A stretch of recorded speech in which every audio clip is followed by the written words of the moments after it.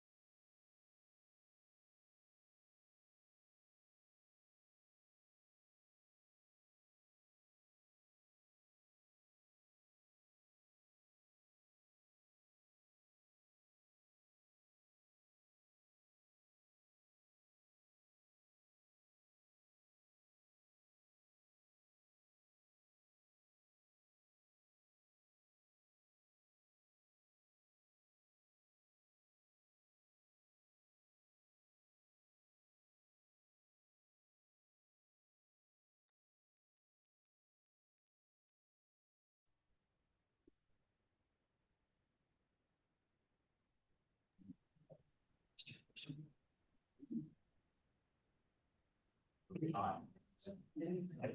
Yay. All right, we want to get started with our meeting today. We appreciate the commissioner being with us. Thank you so much. Want to let everyone know that Commissioner Fuller is moving up the ladder in his career. So he's been appointed to the state board of education. So we will miss him, but we're grateful for his service within the state education system. So let's, we have Commissioner Quinn online with us. Thank you, Commissioner Quinn, for being there. We'd like to go ahead with the commission work for the minutes from August 14th. Is there any corrections or additions? Chairman, I know we approve them. Okay, thank you. Is there a second? Okay, any other discussion? All in favor, please say aye. Aye. Aye. Okay. Director's report. Our new director, we're so grateful for you. I'm very happy to be here. Thank you. Good morning to you. We have a little slideshow to go with my report today. There's very short.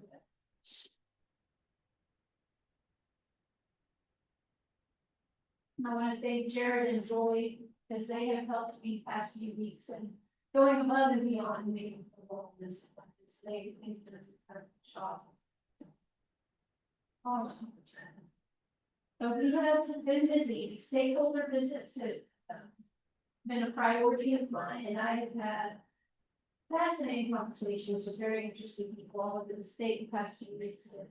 It's neat to see what their visions and hopes are supporting our children and families, and I know our education plan to continue to do that all the weeks as well. We've been looking at our internal processes, so we take on now and change quickly to advance our goal of being transparent and effective, also involving all parties. So we've been evaluating some of our internal processes and making changes to see those. Our Jared's been hard work getting our annual reports done.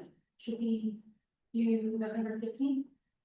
And so he's been working steadily for getting all of these reports to get done, the data collected and evaluated. We have been providing application support. So one of my goals is to provide as much support as possible to people who are coming before you guys. And so we'll be working on that, supporting other new applicants and other presenters that are coming. We have a finance and program manager position for the very beginning of that process. Offers are coming out very soon, this morning. So we're hoping to have those positions filled soon and full staff. In a couple of weeks, it's going to be really great. And then they've also been walking through being on the academy with other proceedings as well, taking on our student files soon. There was a 3% holdback. I thought would be important to highlight for you guys. We took a 3% from $600 from our personnel costs and $5,400 from our operating costs, equal $6,000. So that's how the 3%.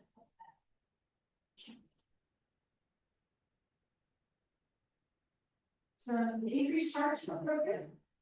I received a little update from Dr. Gervasi. So we have 8 schools participating this year.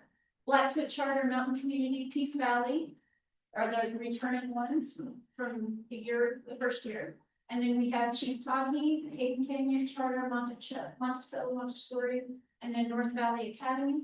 Lava Hot Springs is participating in a limited capacity. They're not receiving any financial benefits like that, but because there's a strong network developing that area for participants and network opportunities in the program. 7 are addressing renewal conditions through targeted goals. Their improvement plans have been submitted and approved by the State Department of Education, and 97% of funding. So they are on a strong path moving forward. I look forward to hearing more as they progress.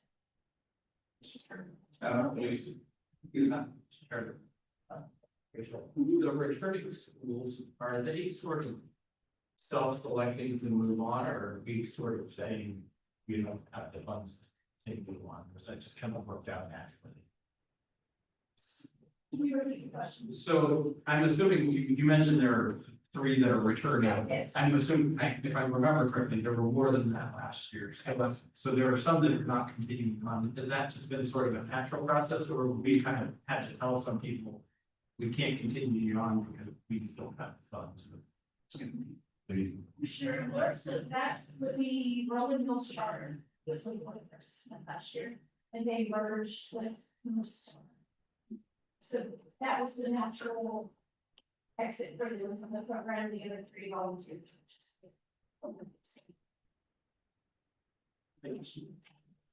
Any other questions that you want to? Very nice. Thank you. When we're ready, is it our turn? Yeah. Okay. That's it. Okay. I also failed to recognize, our attorney, Karen, thank you for being here, we're great for help. Next item on the agenda is consideration of the charter operation transfer to Mike. Director, do you want to start that first, please? So some background, on May 20th, 2025, Jim Brook Online submitted an application transfer from the White Pine School District to the Idaho Public Charter School Commission, seeking alignment with the commissioner, the commission's authorizing process. Their applications in your board materials. Jim Prep Online has operated since 2006 and proposes to serve statewide virtual students in grades K through 12 using Canvas as a learning management system. Jim Prep Online has an existing 12-year charter term and requests a K through 12 enrollment cap of 1,000 with a target enrollment of 574 students to allow for flexibility around enrollment. The application articulates the mission of preparing students for college through rigorous academics, data-driven academic instruction, and adaptive technology. Jim Prep Online is currently exceeding all academic and financial measures of the mission framework based on the FY24 data and an independent audit. On August 14th, 2025, the commission did not make a motion to either approve or deny the transfer application and directed the school to provide additional information to the commission staff to determine whether a 6 or 12-year approval is appropriate. Based upon previous financial and operational data through the school's previous performances to determine its current outcomes. The commission staff has reviewed documentation submitted by the applicants for FY21 through 24, and it appears that Jim Prep Online received the meets standard or exceed standard rating in all applicable categories during the previous performance certificate term. So the proposed transfer to the commission charter authority will be effective July 1st, 2026. Staff analysis is available as attachment 3E. Pursuant to that analysis, the staff recommends approving the application for transfer. Conditions of any fall from the discretion of the commission. Questions? So they, in your analysis, do they meet the 12-year They do. criteria? They Mr. Chairman, Rachel, it says, appears that Jim Brown, either they did or they didn't, from my perspective. They did. They did, okay. Thank you. Next, Mr. Chairman. It's in lighting snow now. Okay. All right. Anything else for work? Okay, Shannon, Brett, online. Does this screen work? Or is this it did to us today? Okay. All right, Ransford, do you want to start your presentation, or do you have anything, or just standard questions? What would you like to do? Mr. Chair, could I have about 1 minute just to reiterate some of the academic performance data from Gem Prep Online? Okay, we cannot hear you. Oh, It's really soft. Is that true? How about now?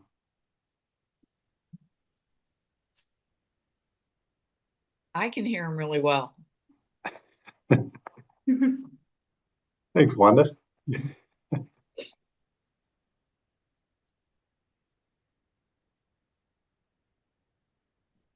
We're trying to figure it out.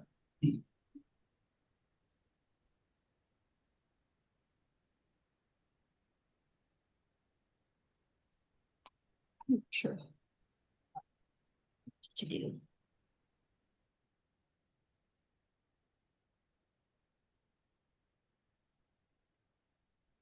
Try again. How about now? How's the sound now?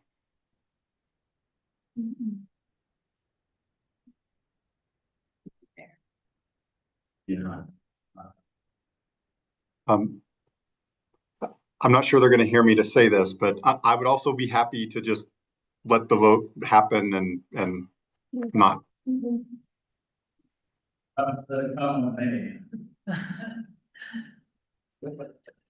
It's supposed, was it supposed to project through those?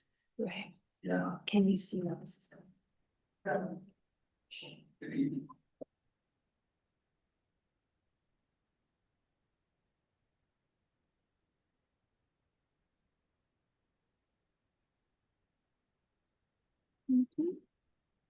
Chairman Reed, can you hear me? Not very.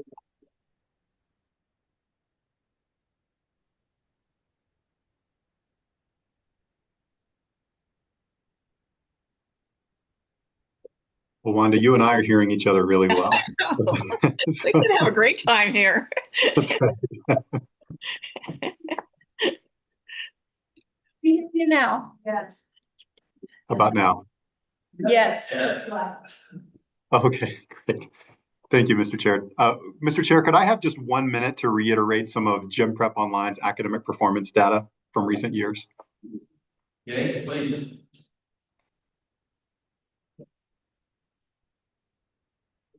Do I have the ability to share my screen with you?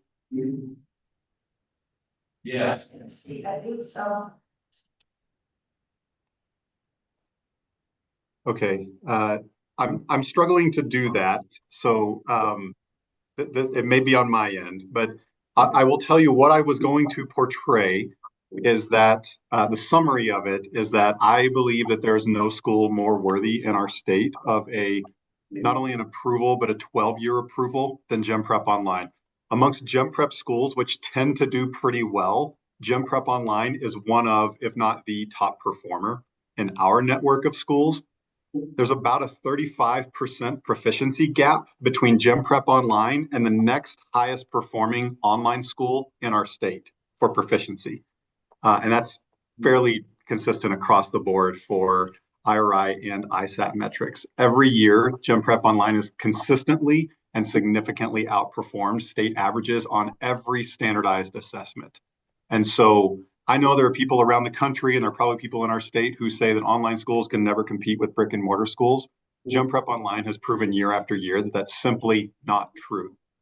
And Gem Prep Online is an incredibly strong academic school with 21 years of experience to demonstrate what's possible in online instruction in the state of Idaho. So while I don't have the data that I can put up in front of you right now, even though I'm seeing it on my screen, I'm struggling to share it with all of you. I'll just voice over that Gem Prep Online is an incredibly strong candidate for a 12-year authorization and would ask you to consider it as such. Thank you. All right, thank you. Anybody else, Commissioner?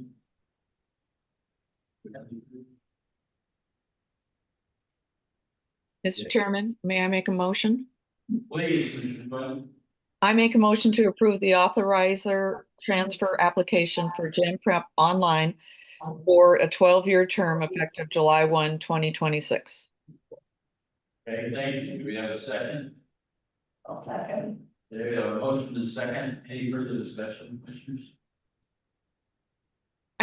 I do think we need to acknowledge the exceptional performance of not only their online school, but all of the schools that they have brought on board. And it really is an asset to the state, the schools that they have put together through your portfolio. So great job, Jason, and all of you on his team. Thank you.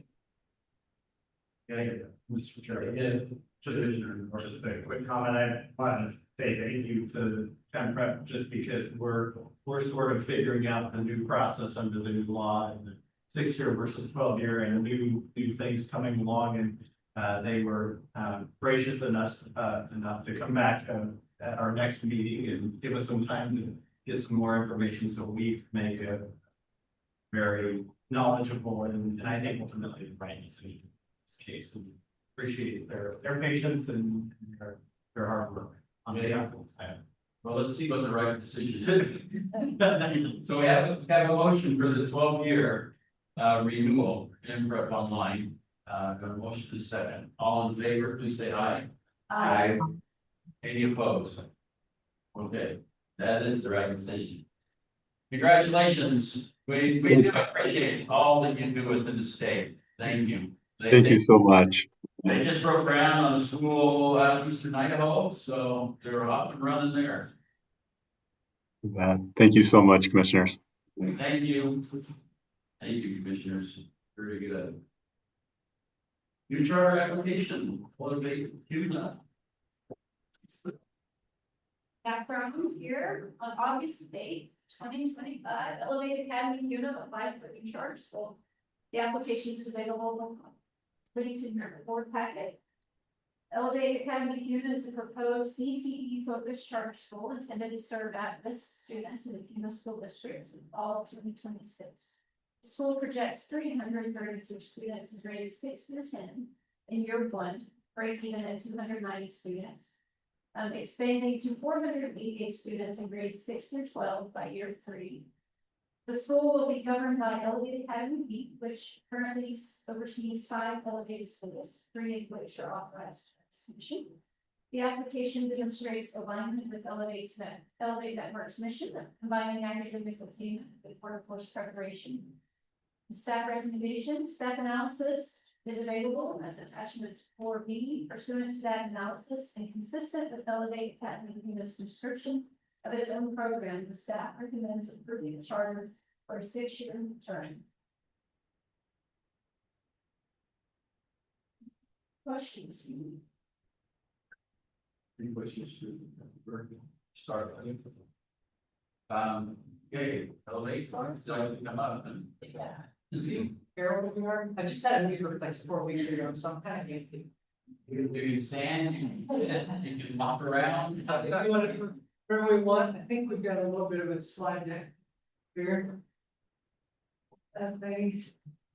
So as we're waiting for that to get rolling, everyone, obviously, thanks for having us here. Just with me today is Matt Strong, we will be getting, side by side since we started the process. And then Becky Woodbury is our board treasurer. So she was able to join us today to the hearing. And then next will be, you'll hear about him a few times. John Resendez, he's our fellow in training right now to run the school. Once we have the operational. So we'll. And even though we know you, did you give it? Oh, yes, sorry, Monica White, I'm the CEO and founder of Elevate Academy, and I'm pretty sure we're going to this will be our 6th campus in the state. Once we get the CUNA one up and rolling, there are some new faces, so we'll kind of, we put this together along with 30,000 views. I know some of you really know us. And then if you have questions and want anything deeper on the program, you're gonna hear about, I can slow down definitely. But just simple, our mission is to offer at-risk students throughout Idaho access to outstanding career technical schools, engage, inspire, and ignite their passion. We'll get into the academic model in a second, but I tell the story a lot. Matt and I worked at Canyon Springs High School for years in the public school district. We would get to graduation every single year, and we had first generation families just celebrated and excited. Everybody's having a great time except Matt and I. That's kind of where Elevate was born. And the reason we weren't having a great time is because we go to our 80 grads at the time, we'd say, all right, this is awesome, we got a diploma, what's next? We've done go on campaigns, we've done college for all, we've done all the things that we're supposed to. Paper we look like geniuses, and the real world we absolute failures. And the reason we were failures is because you talk to those 80 kids, and about 75 of them gave you an answer where they were taking their next step after high school. And so that's when we step back and said, we've got to look at something different. Just students that are disenfranchised, really struggling. You know, academically, there is a changes to every kid, how do we help them find it, and that's what elevators to learn. For those of you that are new to the commission, so that really is our goal, is to engage, inspire, and ignite passionate students who are otherwise disenfranchised in education, and now, you know, 4 schools operating strong, 5th one is the walls are up, I think we're gonna top them up, starting to win in a couple of weeks, I just heard yesterday. So, you know, the program's working, excited about what that's doing. I'm gonna let John, he's really, dove in, especially with BBM, the weather a little bit, I threw him under the bus on a lot of things this last month. But, since CUNA is gonna be his home, where he's at, he's really in the student man piece for us, so, John, I'll turn it over to you. Yeah, John Reset is currently an administrator at Elevate Caldwell, and over the last year, about a year ago today. I was called for breakfast in the morning and told, hey, you know, we're gonna start on Elevate team, we'd like you to be the guide, so I dove immediately in. I grew up in Meridian, so it was important to me, especially saying like where I ended up in Caldwell, just the need for students who want something different. And so I wanted to make sure in my own right that like going to CUNA, that was the right thing, so I dove directly into that student command, and very quickly it became our line. So if you look right here, it's very simply, it's a picture on Google Maps that we took that encompasses those students that we're gonna serve. But honestly, it's a little bit deeper than that. So if you look at the next slide, you'll see some of the statistics that I dove into that really speak to the need for Elevate to be in Caldwell. Or sorry, in CUNA, I apologize. I didn't go up too long. And so the answer really is a now versus the future. So when we look at the now, there is a 21% increase in population that has happened in South Meridian and CUNA where our boundaries are going to lie. Of that, 38%, and I saw as low as 30, but the city of CUNA's website that I looked at, 38% was indicated as low income. And right there, like that's where Elevate operates. Another thing that I looked at is 42.9% of CUNA students in the CUNA school district have, or there's 42.9% go on grade. So that tells me that almost 6 out of every 10 students are looking for something different. They want to go work right out of high school. But often, as we found in Elevate, they don't have the skills necessary, and that's where we operate. In the future now, like this problem is going to increase, the numbers are going to increase, there's 11,000 houses being planned over the next 5 to 10 years in Elevate. On top of that, we looked into some information, a report out from Bloom, and CUNA is one of the top 5 empowerment zones for charter schools. They're looking at this opportunity score that shows like, yes, there are going to be students, especially students who are at risk, that are going to be what Elevate has to offer, providing the skills to be next step better. The next 2 slides. If we get to them, there were a lot bigger on our screen. They show those statistics that they're looking at. So on the right hand side, it shows CUNA as one of those empowerment zones. They indicated a low number of about 30% of at risk, but we know as population goes up, our at risk populations go up as well. And then on the left, we're almost in the top 20 for opportunity scores of students that are at risk. They were nowhere near that over the last 10 years, and as the population has moved, so has they gone in those rankings. Some of the conversations that I had to show some of those folks go into the top 10 as population increases as we go forward. We plan to help address that need, looking at those students, and as Director Burke has signified at the beginning, we plan to operate with those students over those 3 years. And so really, that is our answer, is to provide more students in Elevate, or in CUNA, the opportunity for a great education to prepare them for the world world outcomes, and to be good members of society. So diving into our educational program, we are career tech focused for anybody that's new. We try to center the career tech programming based on the jobs within that community. What we got there is, for years in that average school, there's the 10 block paradigm, right? Where students in poverty very rarely leave the 10 block radius that they grow up in. We fought it for years when we built Elevate. Why are we fighting it? let's make their 10 blocks the 10 blocks they can possibly live in. By providing the opportunities that are within that, 10 block area and make them part of the community. So when we go out and seek CT schools, we don't have jobs up there yet, and we're gonna make sure in the next 6 months that we are so laser focused and dial on the right programs where the jobs are within that community.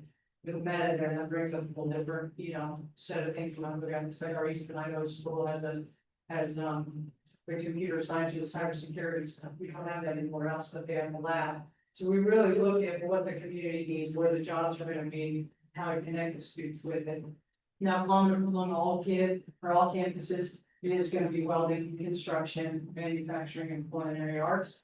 You'll see those in all of our schools, because those jobs go across every sector and every industry pretty much right now. The welding off goes with manufacturing, which is huge in our states. So the other flow will really make sure that it's deeply dialed to what the community wants and needs, and where the students have the most opportunity. Within this, our goal is when a student leaves, when we started, in 2019, I think our first goal was every kid left with a $20 an hour job and 401k benefits.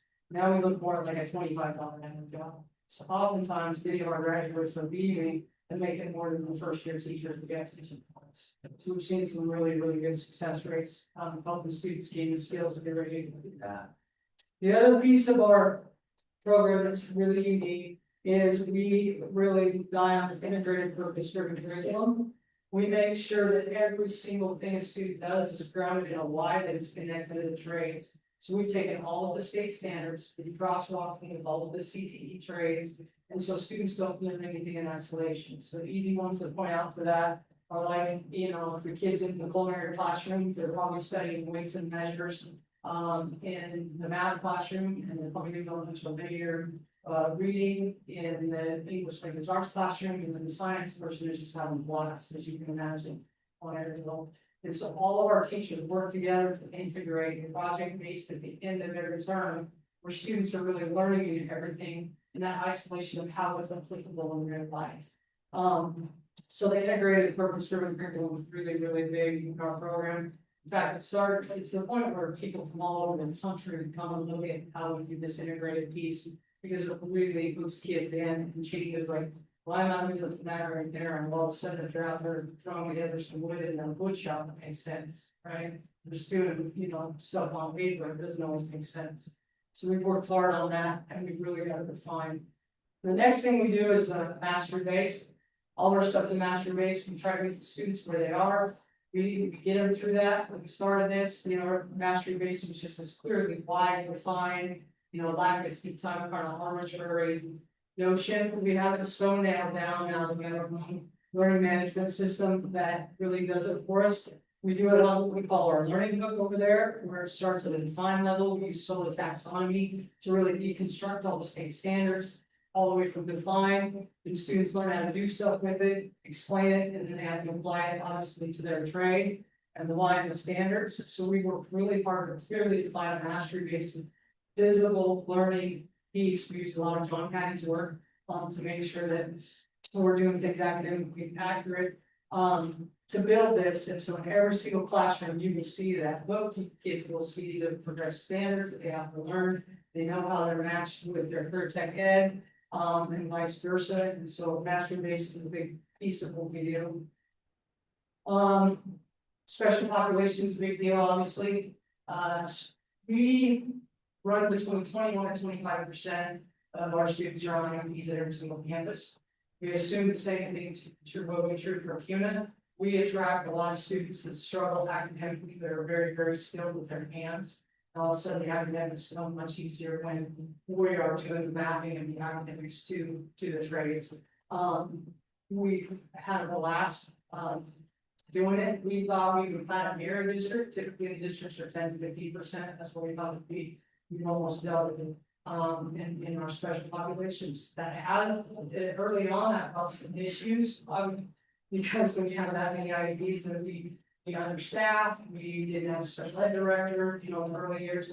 Now we go ahead, like when the CUNA school opens, we'll make sure to hire 2, possibly 3 special ed teachers right from the get-go. They're a full special ed team now. So we've really gotten our special education program under control. We intended to not have a control percent, we want kids that anticipated. We started the campus, so going into campus 6, we know how to do that.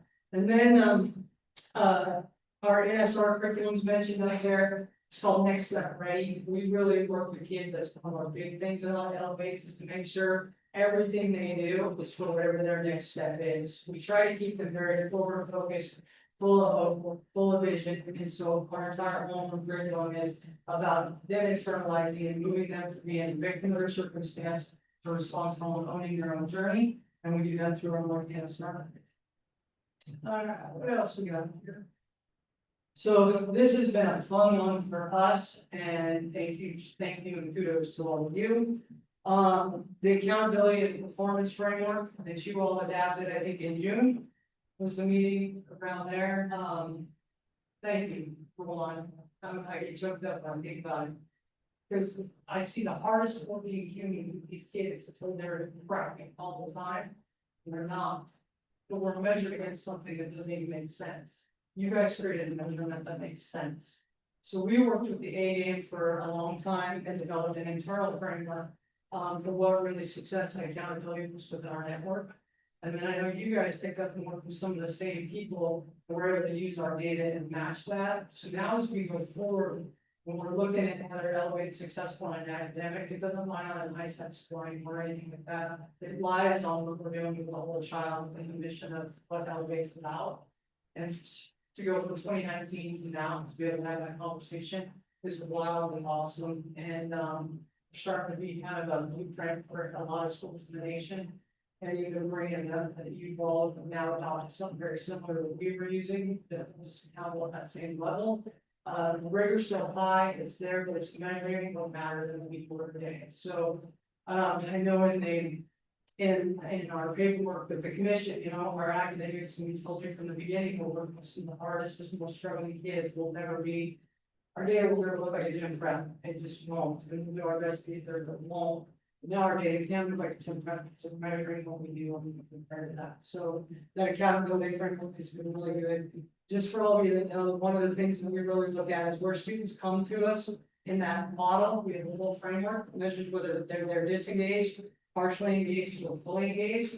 So just like a master-based system, we're meeting that kid where they're at, this disengaged kid, by the end of the year, we've got the other piece partial, maybe consider that, but by the time they leave us, they're gonna be engaged students. Members of society, we know it's a process, not a one-time income test. So thank you on that, with the accountability framework, I think you all for the next generation on that now. Talent leadership, always a concern where we're at. I hope it's a concern in some of the work that came. Obviously, we have John right now. We now do in our network a 9-box talent audit every single year. We audit every single employee in our entire network. And anybody that rises up to that top right, that rising star piece now, we're developing a program in conjunction with the College of Idaho to put them through their leadership program, and their leadership program to how to become certified administrators. We're starting that in the summer so that we can build ourselves a big bench of admin over the next several years to make sure that, you know, as we're succession planning, making sure Elevate stays strong for years, we build our own benches internally. We're investing the money to help people pay for their degrees as we do this, and they rise up, and John Ashton rose up through a 9-box audit as well. So we're really excited about what we're doing with talent and leadership. And you know, same thing with career executive teachers, that's always been a concern. I think now we have some of the strongest career executive teachers in the state because of how well they help them. So we're excited about that. These are hard to read, but I just want you guys to get a visual of kind of what we do, and I think they're the slide deck you guys have in your packet as well. We've spent a lot of time and energy going, okay, we have 6 campuses, well, we will have 6 campuses, we have 5 now.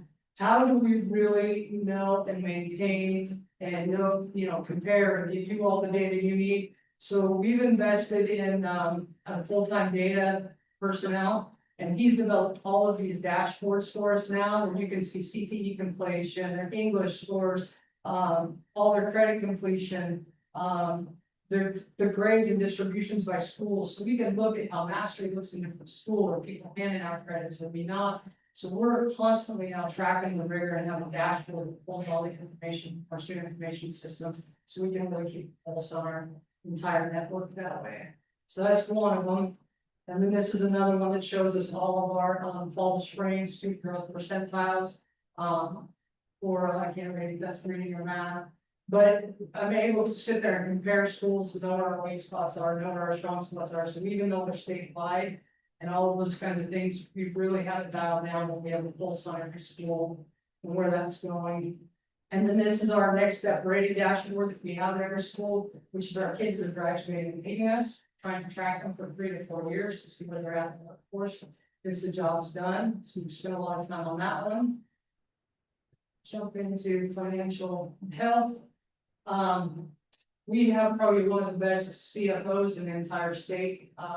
Darren Duran was looking at us in school district for several years before we pushed him from them. And he just does an incredible job of keeping us financially healthy.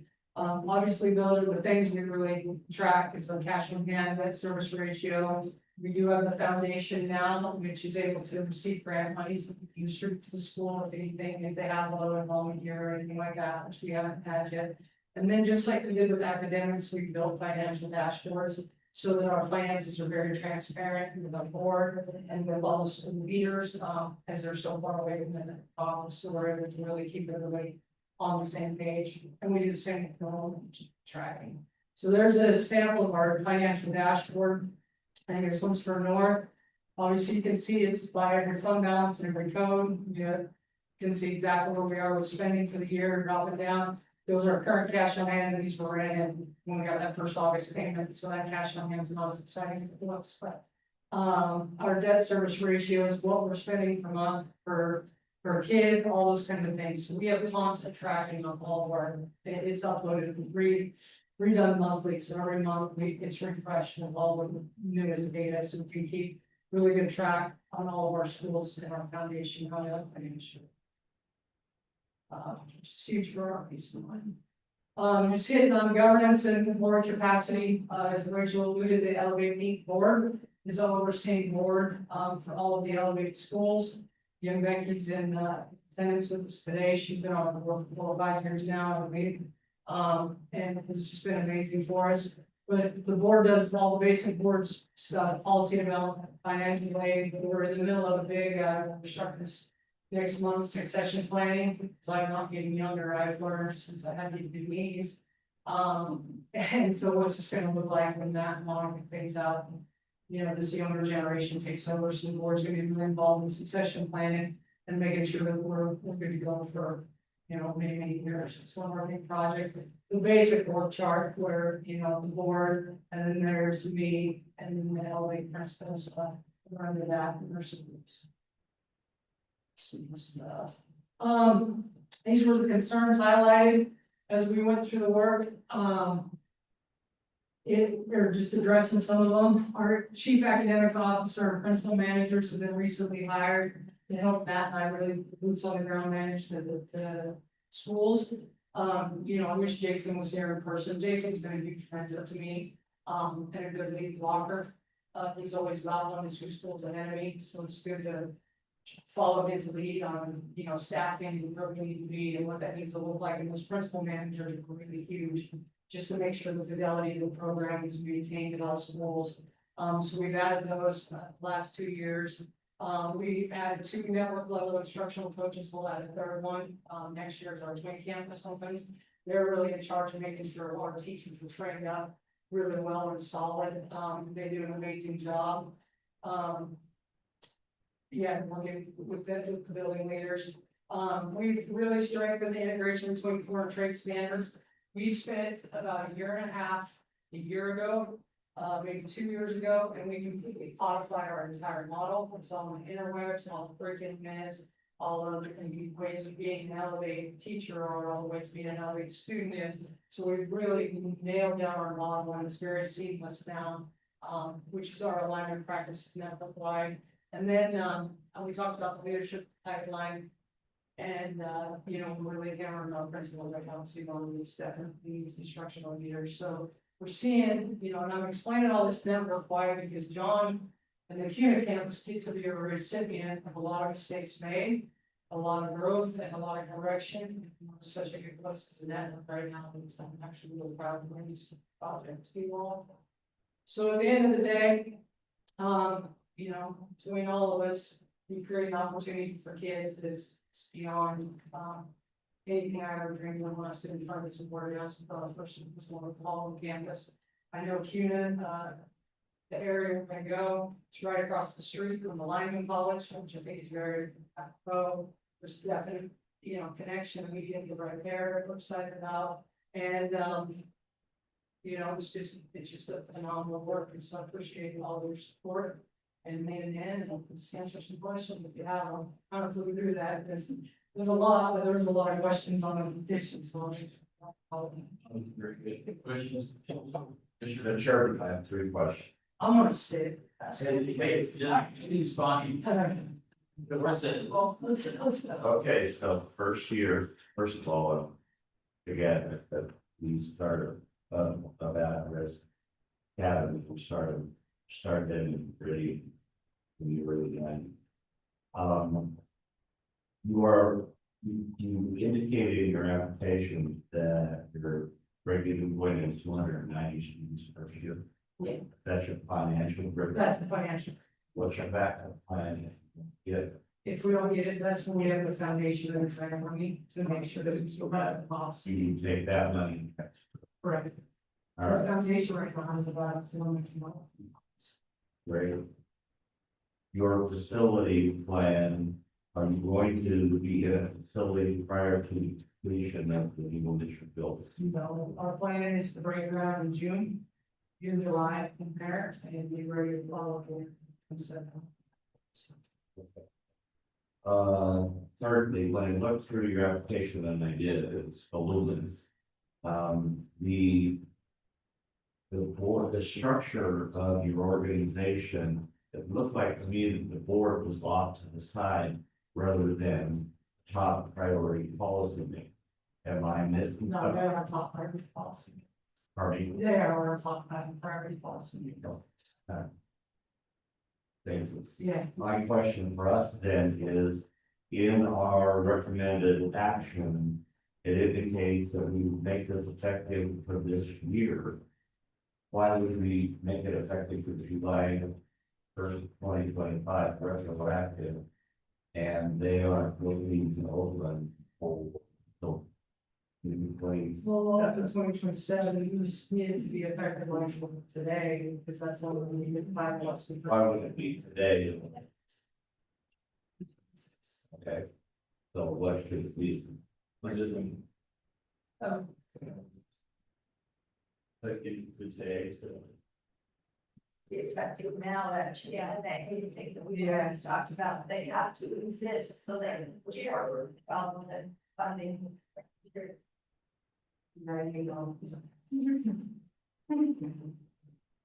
Chairman, Commissioner, I believe this was the whole conversation we had last meeting. Effective date versus, we want to know, July 1st, 7 contract. With the motion. So, the first day of operation, July 1st.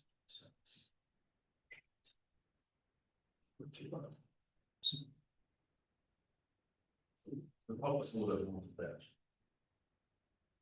So I can compare it, I know we had a conversation with Jen White, you're all in her office. So they're gonna sign your document, effective date would be. Whenever you vote, but then there's the start date, which is constitutional. So I think you can make it effective today, and that is the date of the.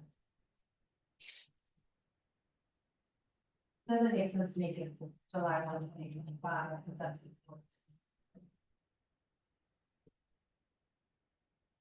Okay, so by making it effective today, that allows you to. Apply for by 1C30 and started the job. First day of operation. They're gonna sign on one detail document and the building, the staff will put together, and that is the days. That'll be operational date, right? Okay, exactly. Very much so. Yeah, and I appreciate that question about here. Any other questions? Yes, please. Just a couple of comments, and even prior to my appointment to this commission, one of the biggest needs I saw in the state, both anecdotally and empirically, was the need for what you're doing. Yeah, we have a plethora of AA charter schools, and it is a rare month that I don't personally get a question about where does my kid go next? Because we have a dearth of 6, 12 or 7, 9, 12 charter schools.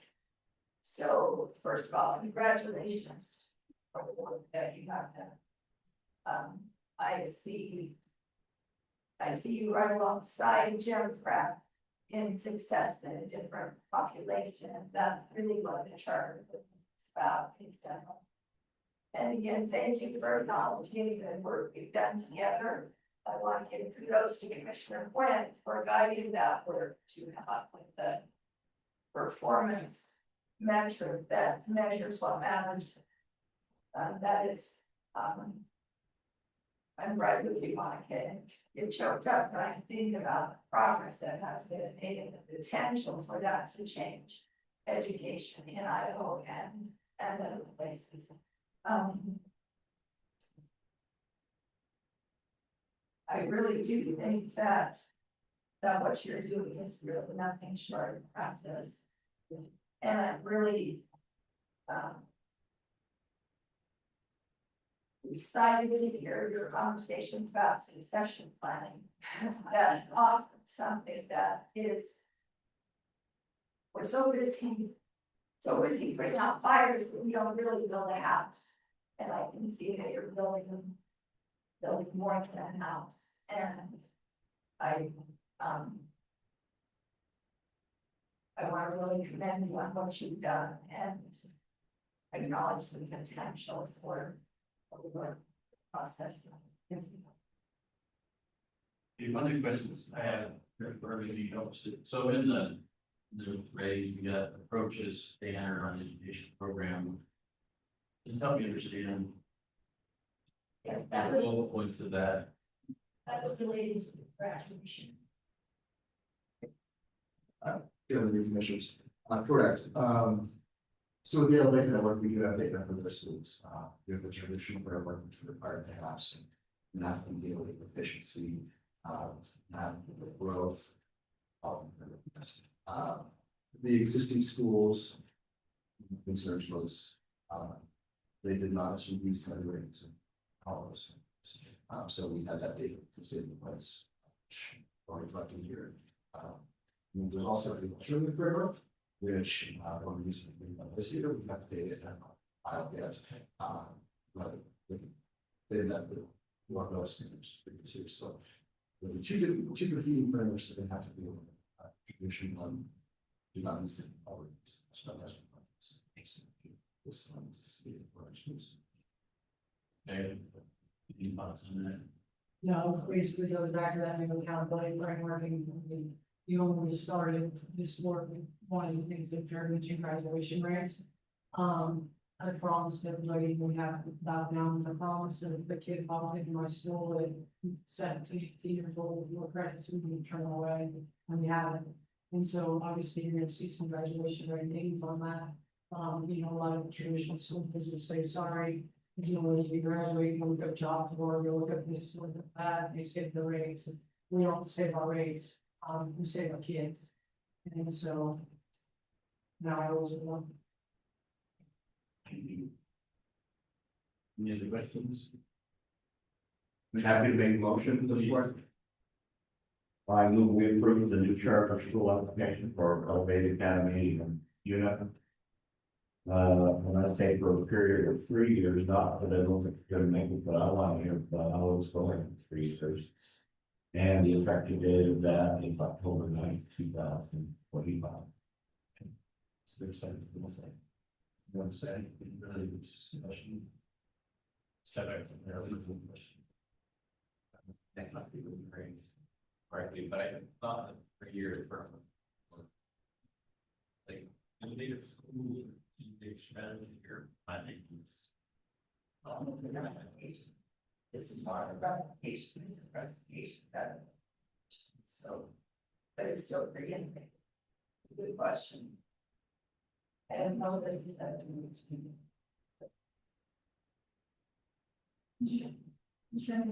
I'm happy to pull out the, don't give me a minute. Pull out the language of the letters. Which does the ratification.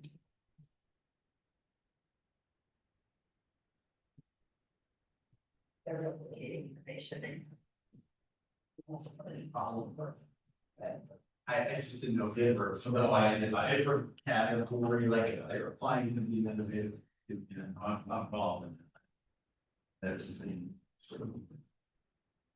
Trying to establish this consistency. Was there a bigger reason, Commissioner, that you went probably 5 or 6? It would be 6 if it wasn't. Is that what you're talking about? Yeah, generally it's 6 or 12 unless it's something really new and it's what we call innovative. And I'll withdraw that motion and try again. I mean, I'm not, Well, if, you know, my concern wasn't whether they're going to be successful. My interest was simply to have them give us a report and we'll be able to do it. but we can do that. Without having. All right. Well, I in school. My question was not to blow up his motion, it was, I just want to be consistent, since we have this new law and, you know, doing it the same way with the same language. I think the 6 to 12 is the general one, unless there's something really new, which you're not really new. All right, Mr. Chairman, I move, we approve the new charter. School application for Elevate Academy, been in for a period of 6 years, and not overnight. Hey, you know, second that. So I will do second. Okay, thank you. That's better. Any other discussion? Okay, we think there's a problem down here. Okay. All those in favor, please say aye.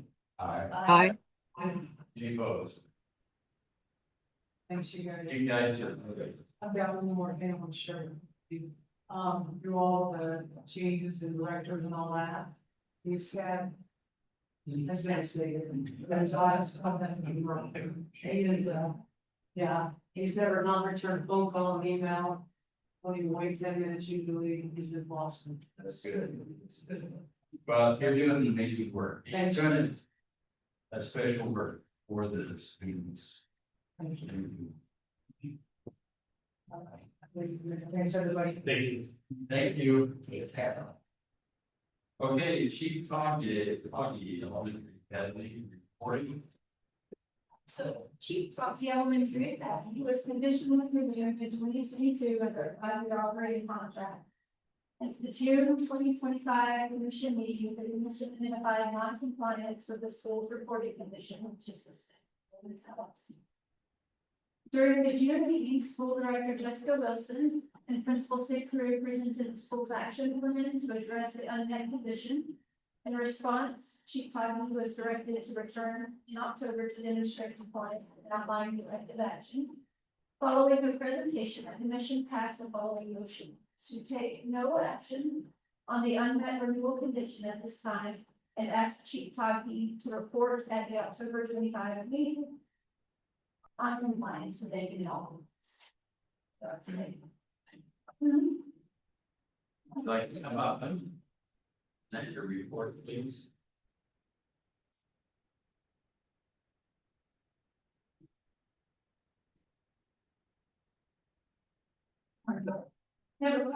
She's working on, I want to introduce you, so Jessica will thank you last time as well. This is our new business manager that we hired, which I'm super excited about, so this is Eric Gonzalez. And, we have a carbon, we have a. I'm sorry, help me with the union. My name is Eric Gonzalez.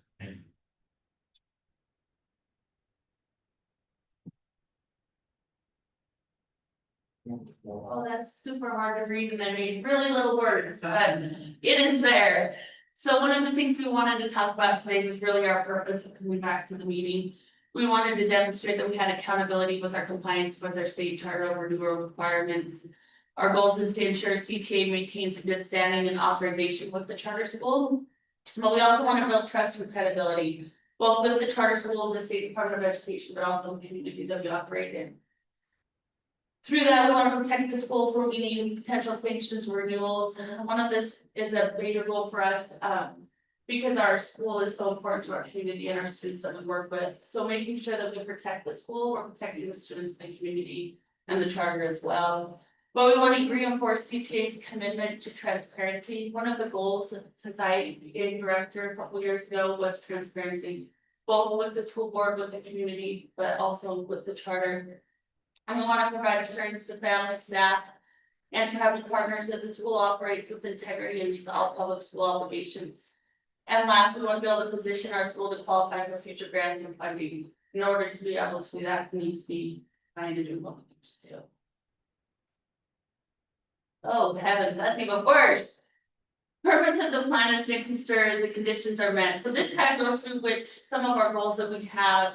As we talked about before, we want to directly address the Idaho Public Charter School Commission's reporting conditions and make sure they align with the CTA short cycle improvement plan.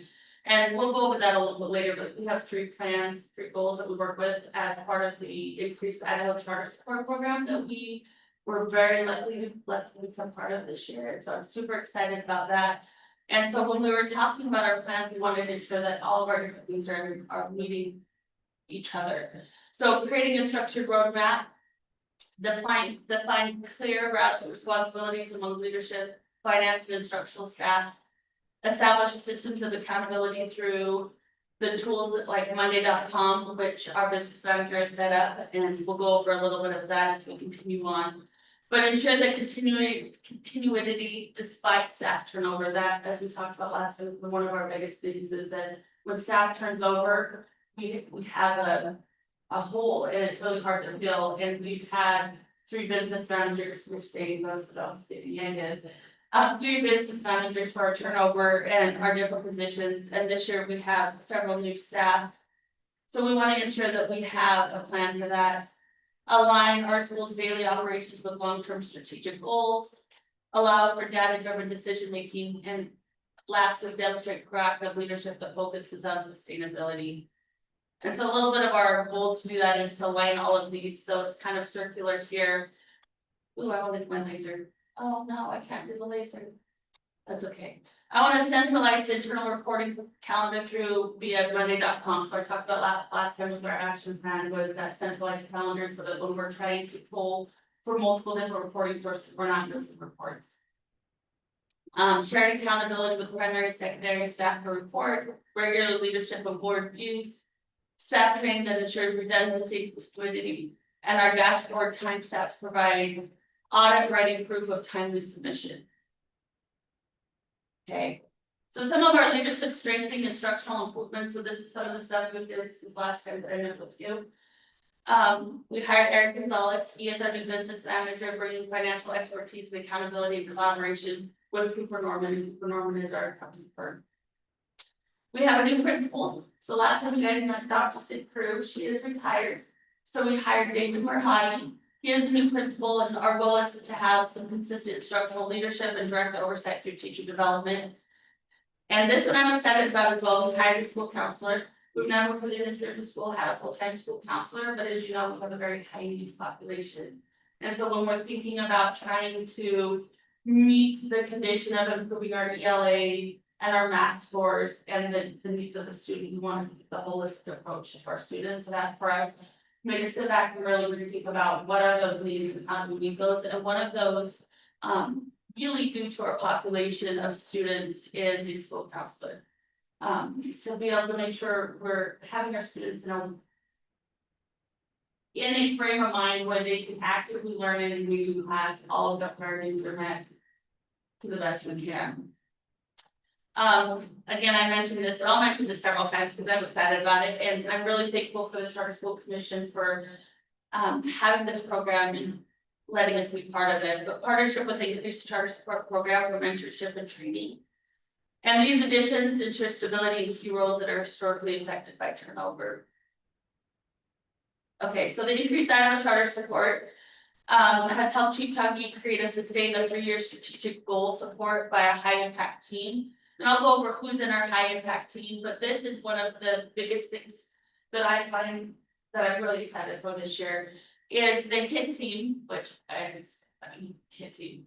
But serves as mentors and partners for myself as the director of school programs, but also to our business manager, our principal, our school board, and our leadership development as a whole. That's one of the things that we identified is being able to bring our leadership team. We have leadership meetings every other week, but I feel like it hasn't been as effective as it could be. In a way, in the past, I feel like we can help the meetings, but without real a plan of what that leadership teams look like. And so increased Idaho support, Idaho charter support is gonna help us with that, to help align that. So with that, our goals that we had talked about, and it leads back to our action plan last year, is to help strengthen the executive director, so myself, principal business manager, like we talked about, utilize our PIT members, which are listed right there, some of them as mentors for leadership. Provide individual mentoring for a new principal, so the Idaho Principal Mentoring Program and IASGO updates, and conduct ongoing board development and governance training. We have 3 new board members on our school board this year. And so I think it's important that we try to get them as much training as possible so that they can do the job that they need to do as well. And ensure leadership longevity and stability to sustain compliance and academic excellence. Do you guys have any questions on anything I've gone over so far? Or just keep going? Okay, so goal 2 is ensure accurate and timely reporting, and that was one of the compliance things that I'm here for, was that accurate and timely compliance and making sure we have that.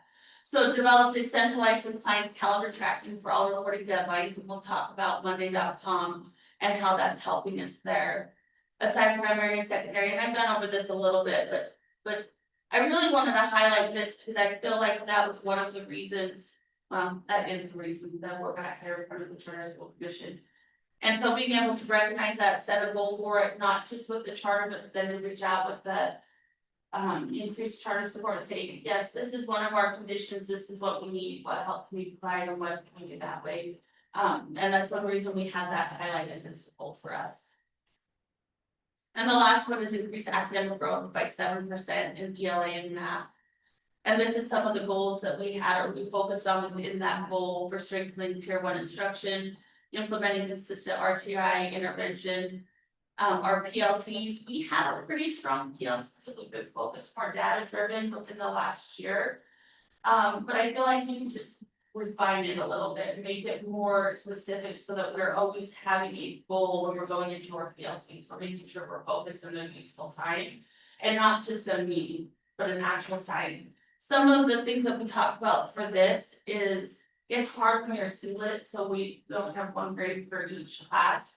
To have that collaboration, because it's cross-grade collaboration, and we have our lowers and our uppers, but being able to have mentors within this program that can say, hey, these are other schools that are also seeing this, and this is what works for them, and having that time. So maybe our first grade teacher, instead of collaborating with always the second grade teacher, they can collaborate with the first grade teacher on a charter. And then these are some of our partner specialists that we're really excited to work with to come in and look at our literacy audit. But then also Dr. Paula Gordon, she is going to help with some of our alternate licensed teachers. So we have several alternative licensed teachers, and that was one of our goals that we had, is to help ensure that we have as many native teachers as we can, tribal members, and help them become teachers. And we're doing pretty good at that, but there are pros and cons to that. One of the struggles is they didn't come with necessarily the teaching pedagogy, the different things that's all helping support them in the classroom where they need it, and just the unique needs that they might have versus somebody who came from a teaching program. And a little bit more about our high impact team and who is on there. This will help us, and this is the whole purpose of the high impact team, but when they talked about it, I got really excited about it because it really helps facilitate that shared problem solving across the other charter schools. So it's just helping connect us in a way that I feel takes us off of our little islands, our little Kentucky island, and we're all in this together as different charter schools to collaborate and work together. So Monday.com, and I'll have Eric talk a little bit about this. But for Monday.com, what we've done is we've put in and tracked over 150 reports. I think as of the other day, there was over 167 reports in Monday.com. And so these would be all of our reports that we have due either to the state, to the Charter School Commission, or to the federal or any grant agencies that we have. And I don't know if we can click on it, but we could try through the internet. But we haven't. I say we, okay, Eric really set most of this up, so I'm really grateful to him, and we can talk a little bit about it, but. As we set this up, they're marked across the different areas, so is it administrative, is it finance, is it grants, is it nutrition, or is it charter school? And when you click into each one of these areas, it will say, like IC report, IC is coming up, and it will say IC, due date, what the purpose is, where you do it, and then how do you access it, and then we assign it to a responsible party. And as we assign it, we're trying to make sure there's at least 2 responsible people in that.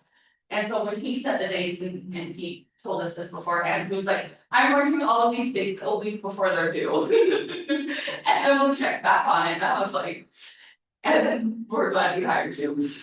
But as we do that, we also mark in, so if they're marked, there's a category that can mark, I don't know how familiar you guys are with Monday.com, it's kind of a project-based platform.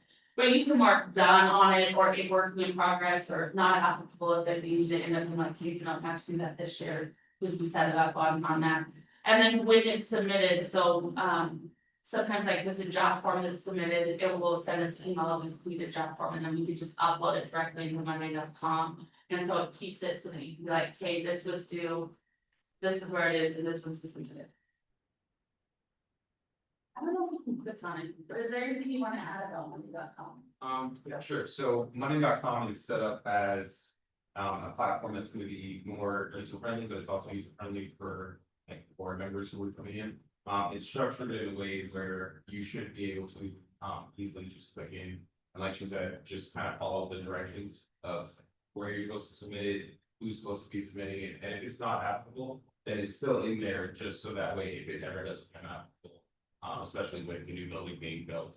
And like I said, once you click on the link, you can actually just see how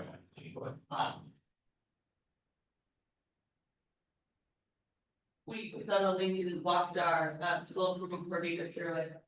And then he left after he went to the admin meetings from it, she was like, press it, I was like, no.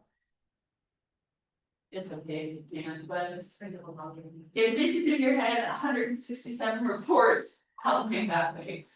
And like I said, some of them are not really applicable to the school, it's more like maybe a district. But I still put it in there that way, if any time in the future, or anything changes, then they can sit back and say, okay, we can actually have that. We've never been built until then, but now, so. Some of the things that I like about this too is it's gonna help us with that compliance piece, that part that was part of our action plan that was created. Another part that I like about it is just being able to delineate who's responsible, so it doesn't fall through the cracks on that responsible person. And then you get a little picture on there of it. This is not necessarily relevant, but I think the little 49ers got this. I like the 49ers. Okay, that's a little bit about our action plan and where we're at on that. But I wanted to touch base on our progress and kind of some things we have going on in the school as well. So we pulled up the Idaho report card, and it's super little to see. But we had our comparison school, which is the closest school to us, and this is a traditional school. This is not a charter school, but it operates on a reservation. It's an elementary school. It has the same number of students, we're at 105 on that, they're at 101. But as you look at that, we're both over 96% low income. And we're also I can't remember the other one the same, but the similarity, over 99% Native American students. So both schools are very comparable. But if you look as you come down, this is last year's, you can't really see it. But our ELA literacy for our schools at 32.8%, and our comparison schools 13.7%. And our proficiency in math is at 17.2, and the proficiency for our comparison school is 9.8. And our Idaho reading indicator at the end was 57.1, and for our comparison school was 41.2.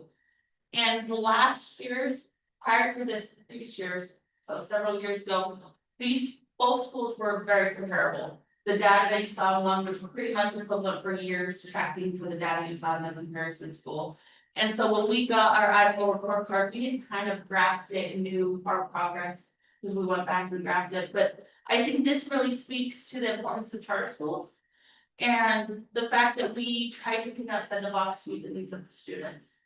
And so I'm really proud of those scores, and I'm proud of our teachers and our community and our students that had an increase in our scores across the board. Next, you guys know we have our new building that's in progress. So our completion date is December 16th. That is our goal date. That's not wood, but if it was, so it is. Our goal is December 16th, and we're about a week ahead of schedule right now. Ultimately, our winter performance for our students is gonna be that week. And so we're hoping to be able to do our building opening, our grand opening, our community welcome to see the building coming in at the same time we do our winter performance of our students. So the community can come in, celebrate the new building, but also see a little bit of what we have to offer with our students. We can all celebrate together. And so I told our construction solutions, our construction company, what our goal was. And so they're like, no, we're gonna make it happen. So that's exciting. Our goal is to move in after the break. So in January, we will start up in the new school. But on the side note of this, I had a student the other day come up to me and she goes, Miss Jessica, and I was like, what? And she goes, we're gonna have a hallway. We're gonna have hallways. And I was like, we are gonna have hallways. That is exciting. And then another goes, you wanna know what else? And I was like, what? And these were like second graders. And he goes, are we gonna have a cafeteria? And I was like, we are gonna have a cafeteria. And so they were excited about that. So that kind of reminds me of why we keep going. And these are some pictures of our building. Yesterday I had texted our IT director right there in the picture, Lee Bartel. And I said, hey, can you send me some pictures of the outside of the building? Because I want to put it in the Charter School Commission building. And he also included a selfie. And so I was like, oh, I'm including that in the PowerPoint. He's like, please don't. And I was like, actually, it's a good photo. And I was like, it is. But it also represents a little bit about our school and the culture of our school. And the fact that this smile and this happiness that we have for our students working in our school is one reason that when I left the Charter School Commission in June, I was like, we have to do the best we can, because not only our students, but our staff are depending on it. And that's really some of the reason I work here. But over here, you can kind of see our new building. The top was during our groundbreaking ceremony, and those were our 7th, 6th, and 7th graders that were graduating last year. And they're in their ribbon skirts, and they got to do some of the initial groundbreaking with the shovels and the different things too for the opening. And then the one right below it is just outside. You can see where our building is and that our cement's going in. And I don't know why I thought the cement was so exciting, but to me, it's kind of established like how close we were getting. And the next one is just, you can see the outside of the building. And the one at the bottom is the inside walls, which do not look like much from there, but when you walked in before, it was just a big building. It was hard to conceptualize what this building looked like. And then once you started to see the walls, you can see the outline of the classrooms and what that would look like, and you can start planning. And so staff started really getting excited about that.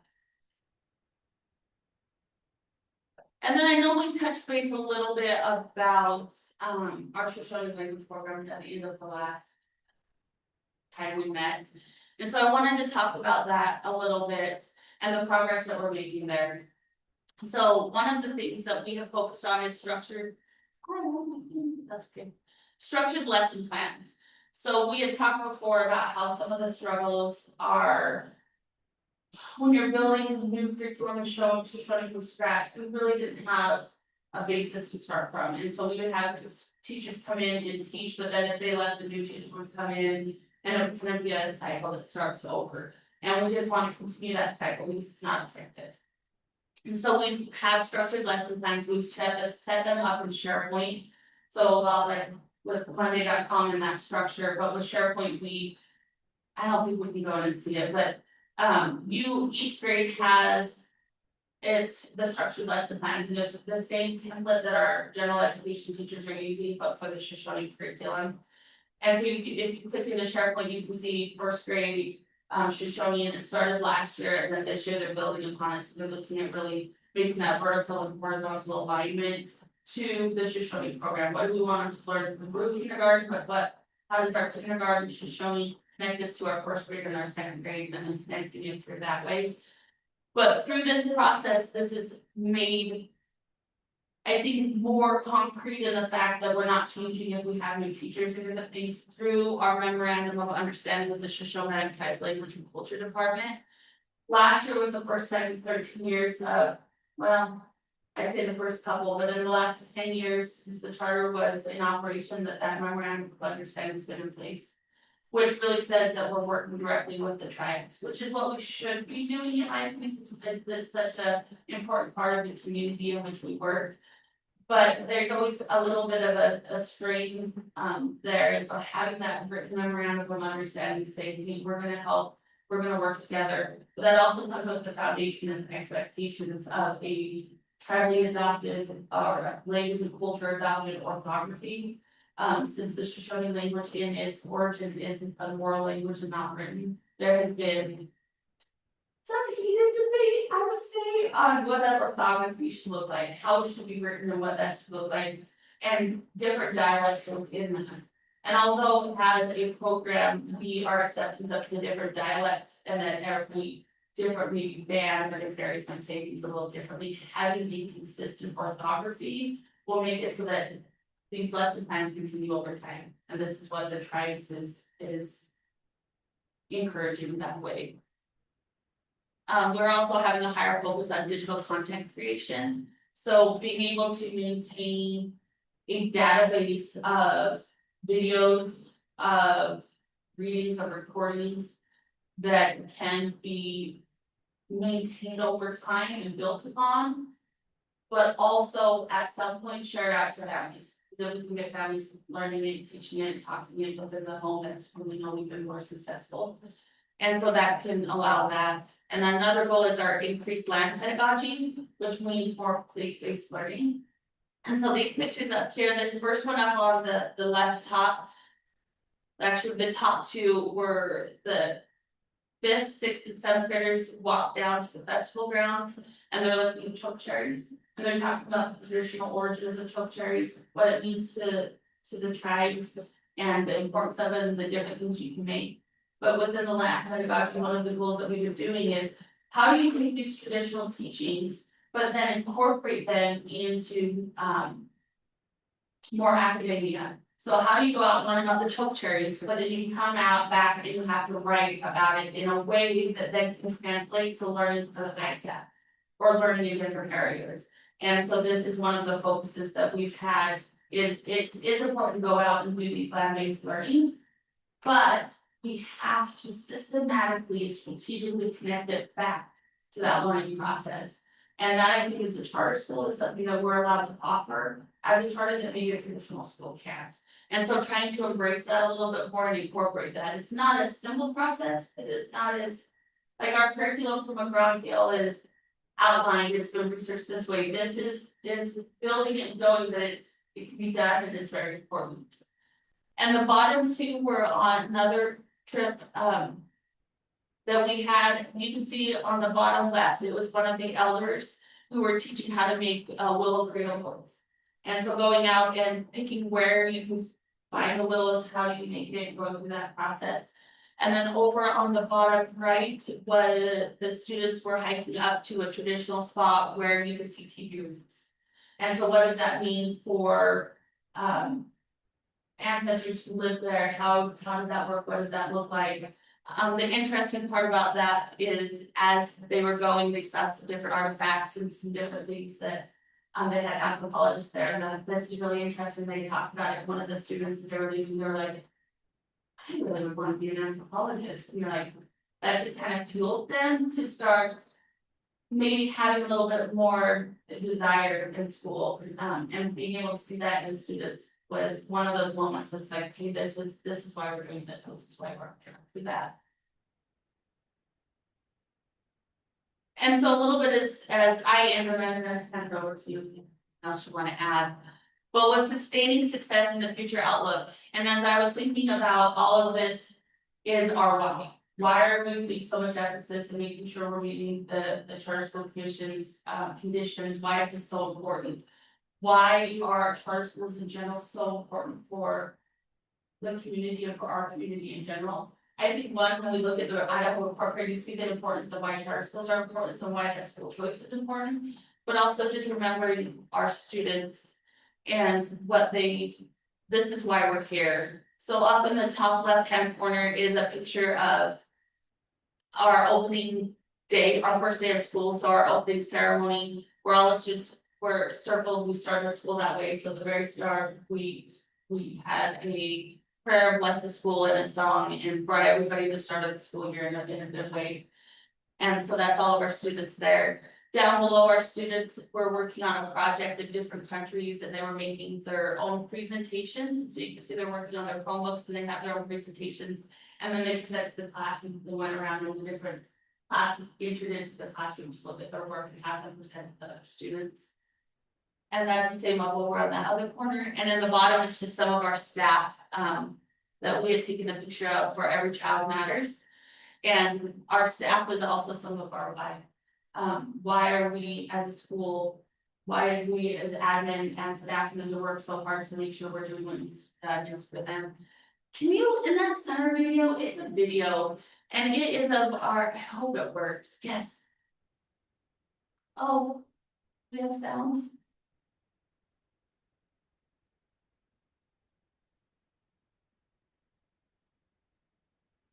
That is one of our Shoshone language teachers, RJ Touch, and it is a student's birthday.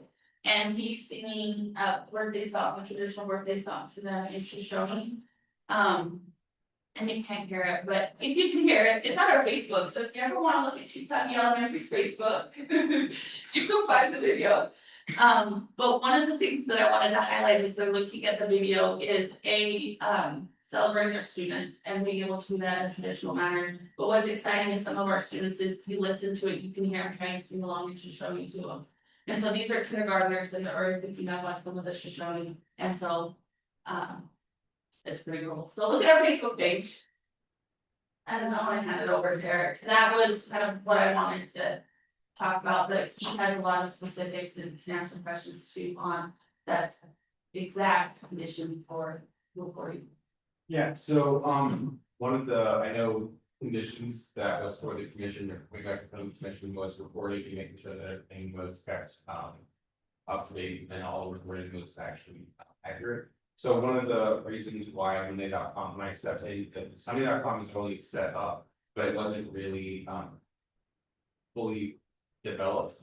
And so the person really didn't actually dive into it and say, okay, these are the different categories that need to be adjusted, so, or looked at, so nutrition and other things. They were just, everything kind of spread out a little bit. And so what I did was I brought it all together and made it easier for the people that's charged with the nutrition director, getting their access to it, the IT directors to get access to it, human resources, principal, the and then myself. And so attending some of the meetings and going on this year has helped me be able to say, okay, these are the different programs, because I'm not from a school background, I'm just from a federal background. And so what I did was I just correlated kind of that technical aspect to help facilitate all those needs that need to be met. And you talked about it. I did to make it a little bit easier. Oh my goodness, I want to show you, because you'll go, yes. But do you guys have any questions for us? Any questions? Please. Urban, Ms. Wilson. I guess if I'm just going back to looking at what yesterday did come back to us was the condition. And just trying to look so I get it right, but you know, essentially to ensure that, you know, reports are submitted in a timely fashion, obviously, and we put the date of maybe June 30th.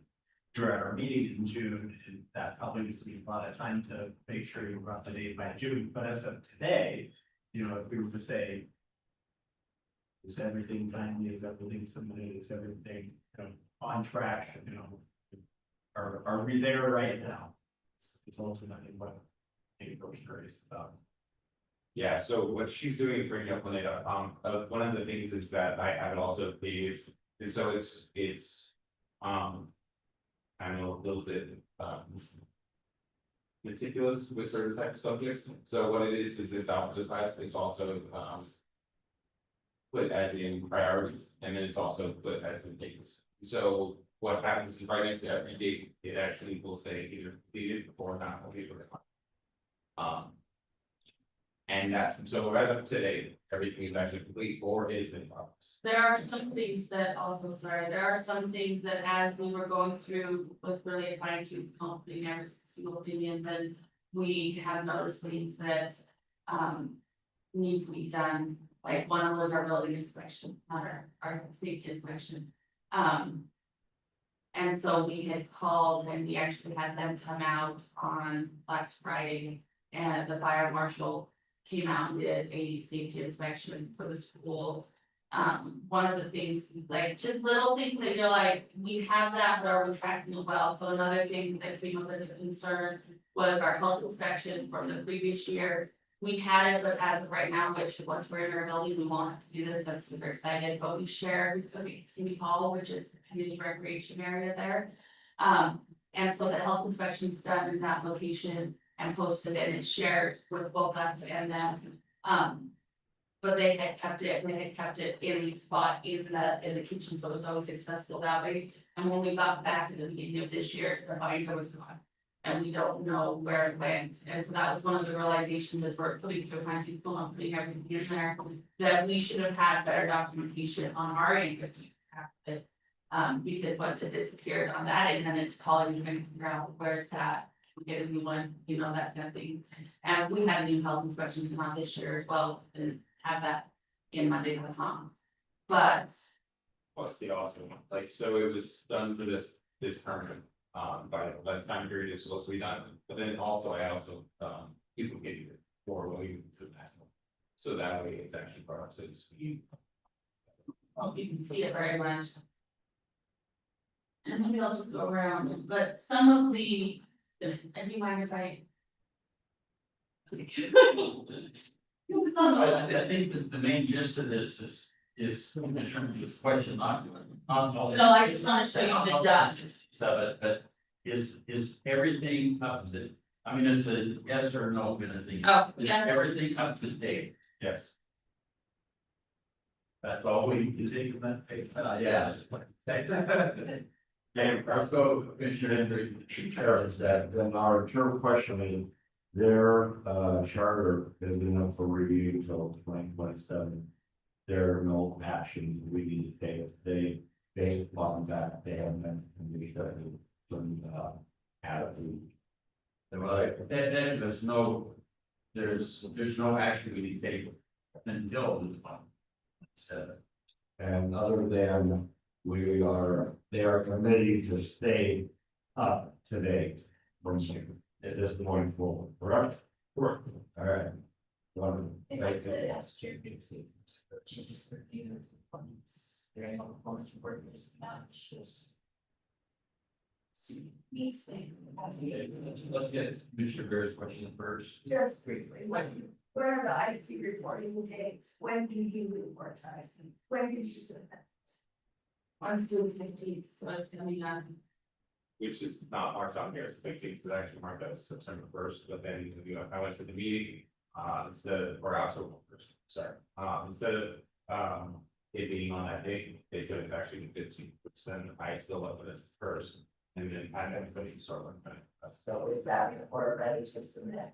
It's in progress, really ready to submit. So right now, one of the things we talked about is. How many errors and how many warnings are on that report? She has. But it hasn't been submitted yet. It's still in the process of working, so it's due the 15th. And so of October. And so If you submit, well, in my experience, you submit it, they determine with certain number of errors and warnings, and they have to fix those things, so it takes some time. So, have you, what is your experience with submitting IC? And how many errors and are you prepared to have an accurate IC report submitted by 15? Yeah, so if you look at the end of last year, our very last IC report, which was due after we came to the Charter School Commission. It had 0 errors and 0, so one of them you have to be 0 to be able to get submit, or it won't take it at all. But then it has the other ones that are like, these are errors, but you should look at them and see whether or not they're relevant or not. And so that last IC submission that we submitted was 0 and 0. 0 errors, 0 that, we were good to go across the board. And so for this one, that's our goal, is to do the same thing. So tomorrow, when we get back to work, we will submit or run it through the test.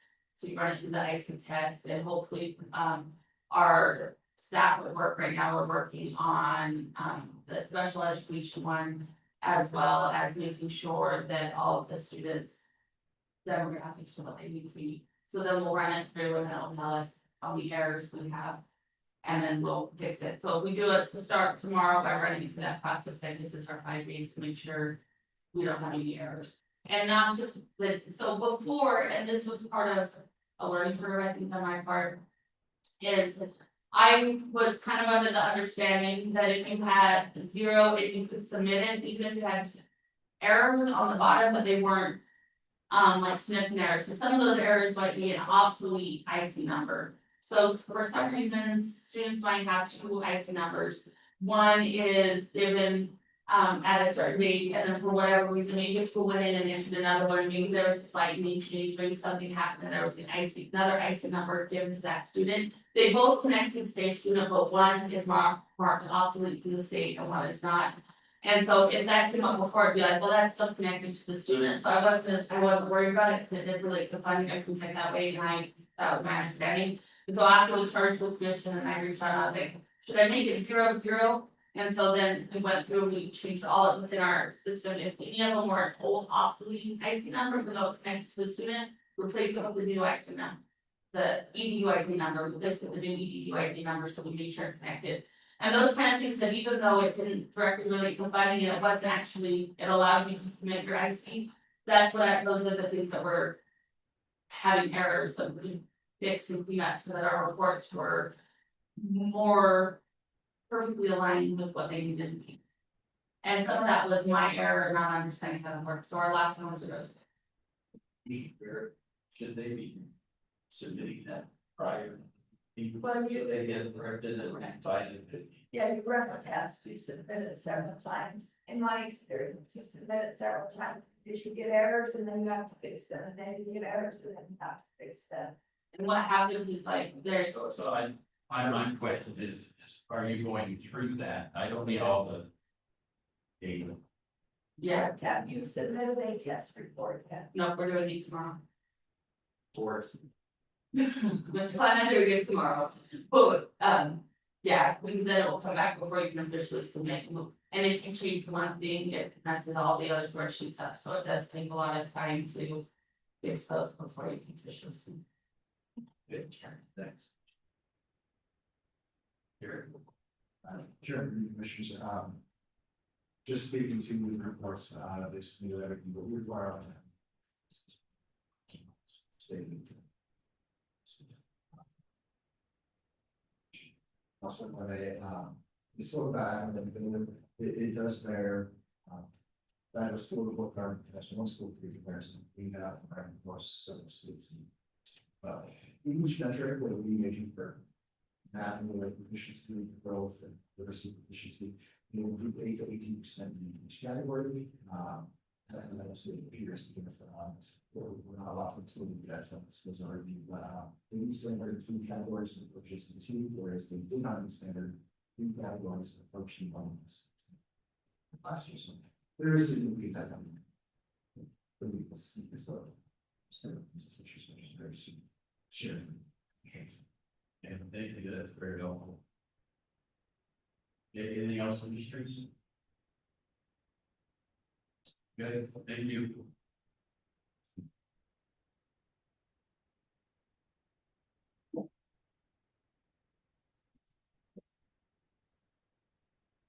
Okay, mission meeting dates. That's the list there of the date for 2026. I need to pause for August, being weird, I apologize. I don't know process, but I'm in charge of the area product contest for universities and. A vertical for the 6 universities in that year. And it's the second week of the month, and that's all my fault.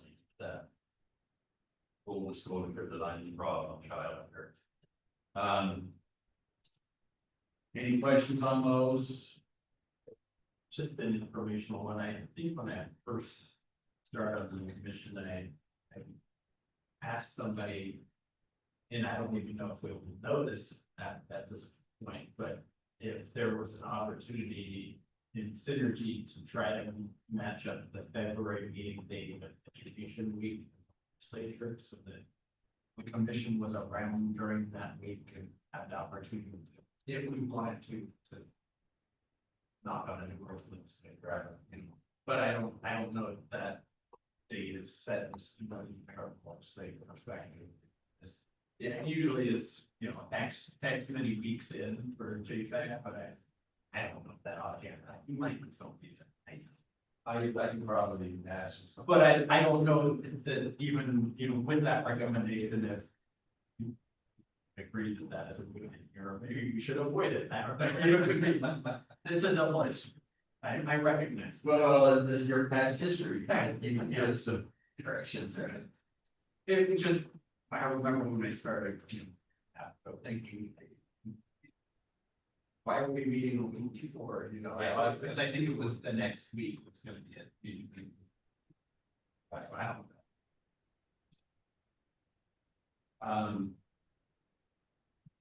I'll move we approve the dates for 2026. Okay, is there a second? Okay. Any other discussion? Let us look into that. No, I think it's a very interesting question, and if we have to. Yeah. We could change it. Side, we still. Oh, yeah, all in favor, please say aye. Aye. Aye. Okay, thank you, Wanda. Maybe those appointments. Do you want to say anything about this? Do you want me to? These are the folks who need appointments. I usually understand to provide answers.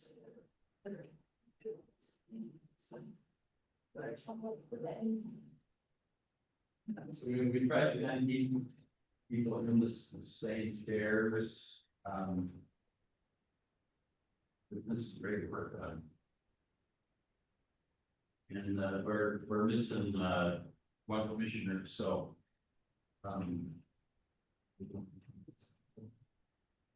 Well, Wally does the work for James, so. Any questions? Motion? I wasn't gonna say anything, because you talking about the vacant position, you just wanna make sure you have 4 on any. Right. Right, yeah. They're basically at 3. More, right, so I just wanted, you're adding that new person somewhere, isn't it? Yeah, they'll have to go in finance committee. So we, that 3 is at the most, we don't have a quorum. Motion? What we approve the committee assignments. There's a second? I know this is kind of housekeeping, but Yeah. I appreciate your patience there. All in favor, please say aye. Aye. Any opposed? Okay, thank you. Public, Before you move to that, Wait. Chairman, I just have a question, an informational question. We, denied an application for a virtual charter. They have appealed it and went to arbitration, or it is going to arbitration. I'm just curious where we are in that process. Karen, would you? I think this is something that should be done in executive session. Okay. Be determined by a president. it would be. So it would be under one of the executive session. Reasons.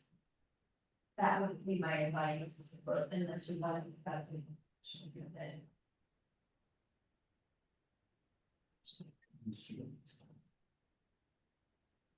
I would recommend that, something like that. Commissioner, who we will talk to the executive director. Okay. That'd be my recommendation. I thought it's still away for everybody else with interest too.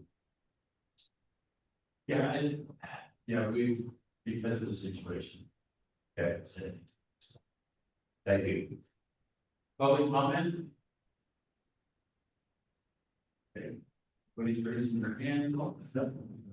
Okay, thank you so much for being here, for participating in the meeting, and the great insight. And the meeting will be adjourned. Until we meet again in